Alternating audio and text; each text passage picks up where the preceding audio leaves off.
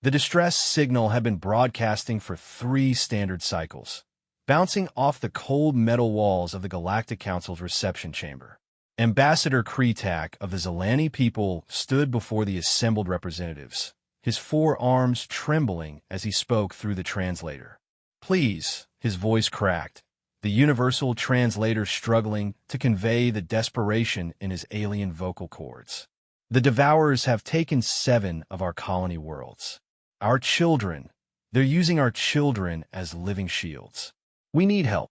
The Altarian representative, a being of pure energy contained within a crystalline shell, pulsed with indifference. The Zilani chose to settle in disputed space. "This is not a council matter, but they're eating them alive." Kretak's secondary eyes wept a viscous blue fluid. "The Devourers keep them conscious during the feeding process. They say the fear makes the meat taste better." The Vraxian delegate, resembling a massive arthropod, clicked its mandibles dismissively. "The Zilani military is ranked Class D. You lack the resources to interest any mercenary guilds. Perhaps you should consider negotiating a surrender." One by one, the representatives turned away. The Zilani were too poor, too weak, too insignificant.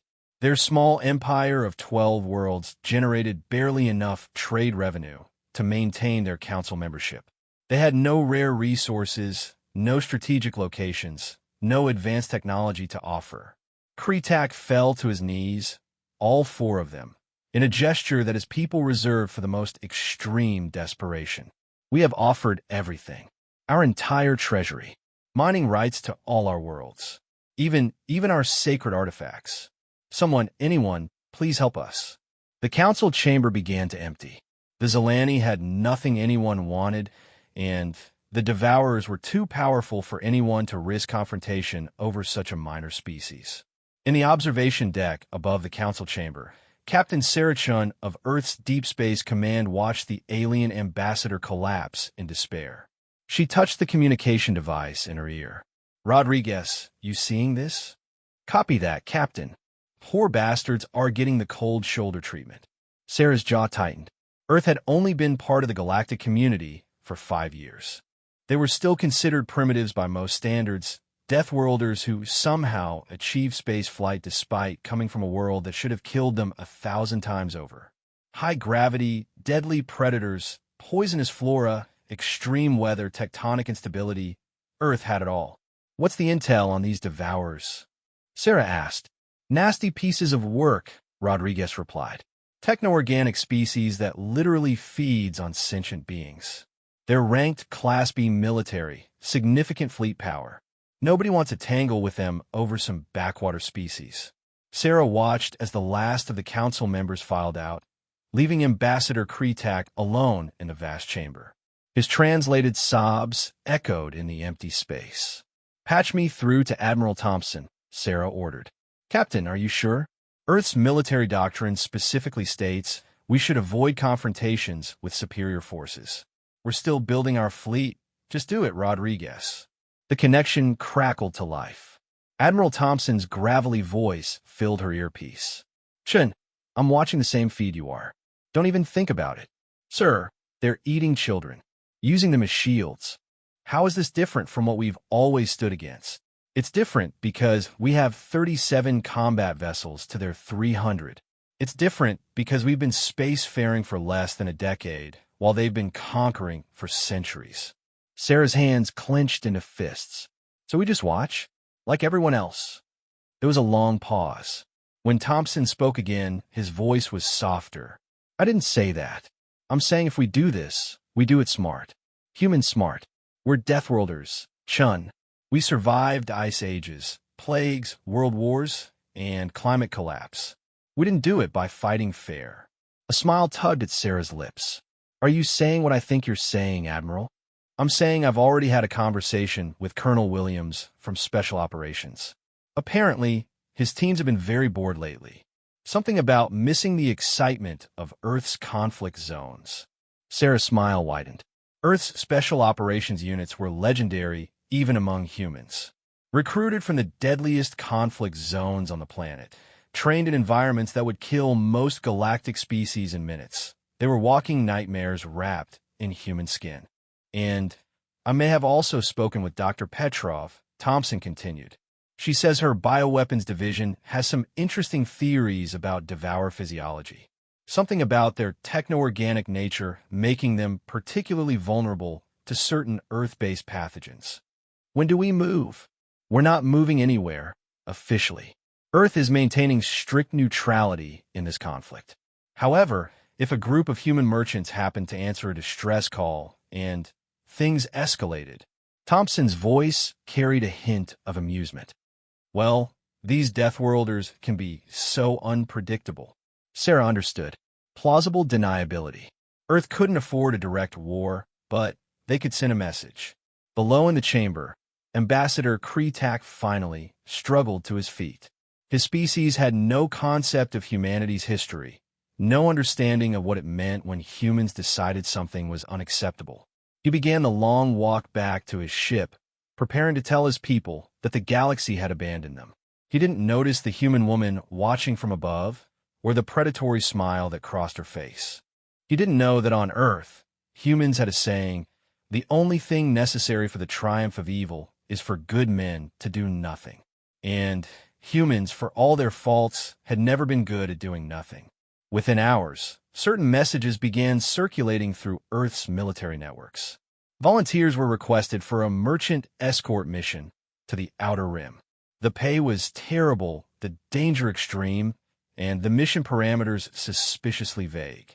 Within 6 hours, there were 10 times more volunteers than needed. The mess hall on Luna Base was buzzing with activity as the selected teams gathered. Major Jake Reaper Morrison stood before a mixed group of Earth's most dangerous individuals. Former Navy SEALs sat next to Russian Spetsnaz. Israeli Sayeret Matkal operatives shared tables with American Delta Force. Brazilian boat members compared notes with British SAS. "Ladies and gentlemen," Morrison began, his scarred face breaking into a grin. "We've got a situation. Some squid-faced assholes called the Devourers think it's fun to eat kids. Specifically, they're snacking on a species called the Zelani." A murmur ran through the crowd. Even among Earth's hardened special forces, crimes against children triggered something primal. Morrison continued. "Now, officially, we're providing security for a humanitarian aid mission. Unofficially," he paused, his grin becoming distinctly predatory, "we're going to remind the galaxy why Earth is classified as a death world." Lieutenant Maria Ghost Ramirez raised her hand. "Rules of engagement: protect the innocent. Everything else is flexible." The room erupted in dark laughter. These were men and women who had survived Earth's worst battlefields, from the frozen wastes of Siberia to the cartel-controlled jungles of South America. They had faced human monsters and emerged victorious. Alien monsters would be a refreshing change. Dr. Yuki Tanaka from the Bioweapons Division stood up next. "My team has prepared something special. The Devourers' techno-organic nature means they're essentially biological computers. We've developed a prion-based weapon that should cause their organic components to consume their technological parts. Think mad cow disease meets computer virus." "How do we deploy it?" someone asked. "Aerosol dispensers, injectable rounds, or, my personal favorite," Tanaka smiled sweetly, "contaminated food supply. They want to eat sentience? Let them choke on it." The briefing continued deep into the night. Weapons were distributed, many of them illegal by galactic standards. Earth's military had quietly been developing countermeasures for various alien technologies, and this would be their first field test. As the teams prepared to depart, Morrison pulled aside Chun, who would be commanding the merchant vessel. "Sarah, you realize this could go sideways fast. If the Devourers realize Earth is involved, then we make sure they don't live long enough to report it," Chun replied coldly. "Besides, Jake, when has anything involving humans ever gone according to plan?" Morrison laughed, a harsh sound that would have terrified most species. "Fair point. Just try to leave some of them alive. Dr. Tanaka wants test subjects." The next morning, 3 seemingly ordinary human cargo vessels departed Earth's orbit. Their manifests listed humanitarian supplies for refugees. Their cargo holds contained something far more dangerous: humans who had decided that some lines should not be crossed. Ambassador Kretak received the message just as he was preparing to evacuate the 8th colony world. The Devourers were only days away, and the evacuation was failing. There were too many people, too few ships. Ambassador, his aide's voice was confused. We're receiving a communication from humans? Kretak's 4 eyes blinked in surprise. Humans were new to the galaxy, considered primitive by most standards despite their remarkable survival on their death world. The message was simple. Ambassador Kretak, we heard your plea. Help is coming. Prepare your people for evacuation. Do not engage the Devourers. We'll handle them. Captain S. Chun, Earth Merchant Marine. Merchant Marine? The aide was even more confused. What can merchants do against the Devourers? Kretak didn't know, but something in the message's tone sent a shiver through his carapace. He had studied human history as part of his xenocultural training. Humans had a disturbing habit of understating their military capabilities. Do as they say, he ordered. Focus all efforts on evacuation. 3 days later, the Devourer fleet arrived in the Kalos system. 237 warships, each one a horrific fusion of technology and living tissue. Their commander, Consume Lord Vrex Theta, salivated at the thought of the feast awaiting them. The Zilani were known for their tender flesh and the exquisite fear responses their neural system produced. Consume Lord, his sensor operator reported, were detecting 3 vessels in orbit around Kalos Prime. Configuration suggests human merchants. Vrex Theta's multiple mouths twisted in what passed for amusement among his kind. Humans? Those Deathworld primitives? What are they doing here? Unknown, Consume Lord. They're transmitting a message. Put it through. The view screen activated, showing a human female with dark hair and cold eyes. Captain Shin smiled pleasantly. Devourer Fleet, this is Captain Sarah Chun of the merchant vessel Humanitarian Aid. We're here on a rescue mission, evacuating refugees. We ask that you allow us to complete our work in peace. Vrex Theta's laughter was like grinding metal. Foolish Deathworlder. You will make a fine appetizer before the main course. Your high-gravity muscles should be quite chewy. Chen's smile didn't waver. I was hoping you'd say that. Boys, light them up. What happened next would be remembered in galactic history as the moment the galaxy learned why humans were classified as Deathworlders. The first indication that something was wrong came when the Devourer fleet's sensors went haywire. Where 3 merchant vessels had been floating peacefully, suddenly, there were 300 contacts, each one broadcasting the same identification signature. The human ships had deployed some kind of sensor ghost technology that the Devourers had never encountered. Consume Lord Vrex Theta snarled through his primary mouth. A trick. Find the real vessels and destroy them. But finding the real ships proved impossible. Every time the Devourers locked onto what seemed to be a solid target, it dissolved into static. Meanwhile, something else was happening. Small objects, no bigger than escape pods, were being launched from somewhere within the ghost signatures. Consume Lord, the tactical officer reported, his voice tinged with confusion. The objects appear to be boarding pods? Boarding pods? Vrex Theta's secondary mouths laughed. Do these primitives think they can board a Devourer warship?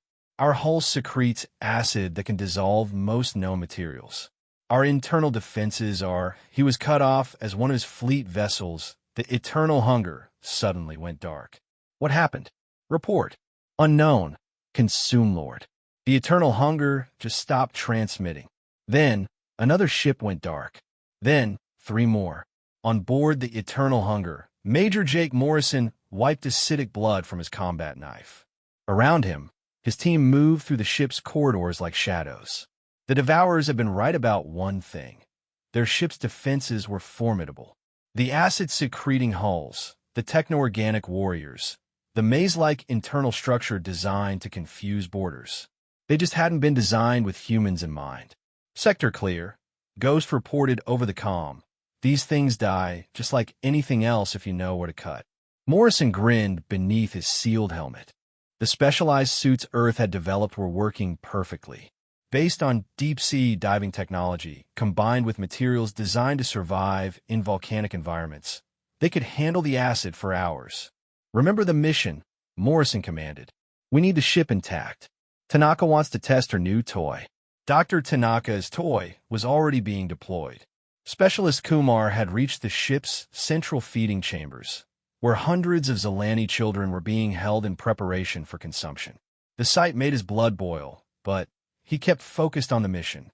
He attached the bioweapon dispenser to the ship's air recycling system. Package delivered, Kumar reported, initiating dispersal in 30 seconds. Copy that. All teams, masks on. We're about to see if the doc science experiment works. The prion-based weapon was a masterpiece of biological warfare. Designed specifically for the Devourer's unique physiology, it caused their organic components to identify their technological parts as foreign tissue. Within minutes, the ship's corridors echoed with screams as Devourers literally began eating themselves from the inside out. Back on the command ship, Vrex Theta watched in horror as ship after ship in his fleet went dark. The few distress calls that made it through spoke of boarders that moved like ghosts, that shrugged off energy weapons, that killed with primitive blades and projectile weapons. Impossible, he muttered. We are the Devourers. We have conquered 100 species. Consume, Lord, his communications officer interrupted. We're receiving a transmission from the human captain. Chen's face appeared on the screen again, but this time she wasn't smiling. Consume, Lord Vrex Theta. You have one chance. Surrender now, release all prisoners, and we might let some of you live. Never. You Deathworld scum. When I find your real ship, I'll make you watch as I devour your crew piece by piece. Chen's expression didn't change. Wrong answer. Colonel Williams, you're clear to proceed with Phase 2. Phase 2 was something the galaxy had never seen before, coordinated special operations on a massive scale. While the boarding teams had been creating chaos, other human units had been busy. Stealth ships, so small they'd been mistaken for debris, had attached themselves to the Devourer vessel's engine systems. The Devourers prided themselves on their biomechanical technology, but they'd never faced opponents who had spent centuries perfecting the art of sabotage. Earth's special forces had cut their teeth destroying infrastructure in the most hostile environments imaginable. Alien ships were just another challenge. The charges detonated simultaneously across 50 vessels. Not enough to destroy them outright. That wasn't the plan.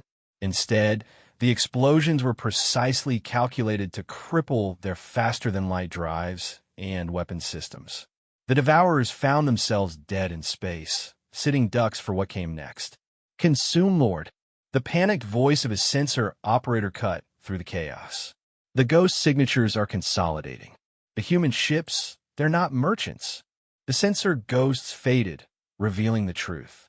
The 3 merchant vessels were actually heavily modified Earth warships, bristling with weapons that shouldn't have existed on a species that had only been spacefaring for 5 years.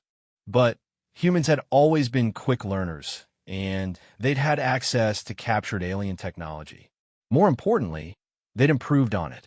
The railguns that opened fire on the crippled Devourer fleet were based on alien designs, but with human modifications. Where other species focused on energy efficiency, humans had asked a different question. How